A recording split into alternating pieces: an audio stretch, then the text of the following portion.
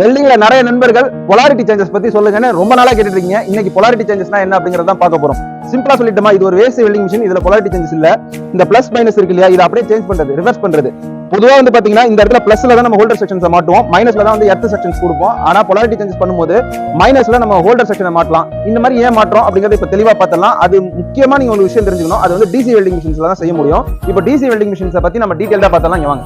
நிறைய நண்பர்களுக்கு தெரியும் ஏசி ஆல்டர்னேட்டிங் கரண்ட் இந்த வேல இருக்கும், டிசி கரண்ட் அப்படிங்கிறது இந்த டைரக்ட் வேல இருக்கும். அதனால பொலாரிட்டி சேஞ்சஸ் ஈஸியா இதுல பண்ண முடியும். ஏசில வந்து பாத்தீங்கன்னா மினிமமா அதுவே பொலாரிட்டி சேஞ்சஸ் ஆகிட்டே இருக்கும். சோ அதனால தான் சைன் வேவ் வந்து இப்படி இருக்கும். ஓகேங்களா? இப்போ வந்து பொலாரிட்டி சேஞ்சஸ்ல வந்து DCEN or DCEP, direct current electrode negative DCEN சொல்லுவாங்க, டைரக்ட் கரண்ட் எலக்ட்ராட் பாசிட்டிவ் வந்து டிசிஇபின்னு சொல்லுவாங்க. இந்த மாதிரி டிசிஇஎன்ல பாத்தீங்கன்னா இந்த வெல்டிங் ராட்ல வந்து பாத்தீங்கன்னா நெகட்டிவ் கரண்ட் இருக்குங்க. இப்படி நெகட்டிவ் கரண்ட் இருக்கும்போது என்ன ஆகும் அப்படின்னு பாத்தீங்கன்னா ஒர்க் பீஸ்ல வந்து பாத்தீங்கன்னா பாசிட்டிவ் கரண்ட் இருக்கிறதுனால 70% ஆஃப் ஹீட் இந்த ஒர்க் பீஸ்ல தான் ஆகும். அப்படி ஆகும்போது என்ன ஆகும்னு பாத்தீங்கன்னா இந்த எலக்ட்ராட் வந்து ரொம்ப சீக்கிரமா உருகி ஊத்தும். அப்படி நம்ம உருகு அடிக்கும் போது வெல்டிங் ரொம்ப ஈஸியா வெல்டிங் அடிக்க முடியும். முக்கியமா இதுல இருக்க ஒரு டிஸ்அட்வான்டேஜ் என்னன்னா பெனட்ரேஷன், டீப் பெனட்ரேஷன் இருக்காது. சோ சின்ன சின்ன வெல்டிங் விஷயத்துல மட்டும் தான் டிசிஇஎன் அப்படிங்கிற ஒரு விஷயத்தை யூஸ் பண்ண முடியும். அதுவே டிசிஇபி அப்படி கிடையாது.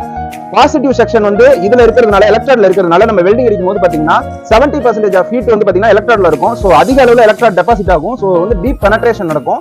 சோ வெல்டிங் வந்து பாத்தீங்கன்னா ரொம்ப ரொம்ப ஸ்ட்ராங்கா இருக்கும். அதான் டிசிஇபிக்கும் டிசிஇஎனுக்கும் உள்ள வித்தியாசம். வேற ஏதாவது தகவல் தேவைன்னா மறக்காம நம்ம சப்ஸ்கிரைப் பண்ணிட்டு நம்ம சேனலுக்கு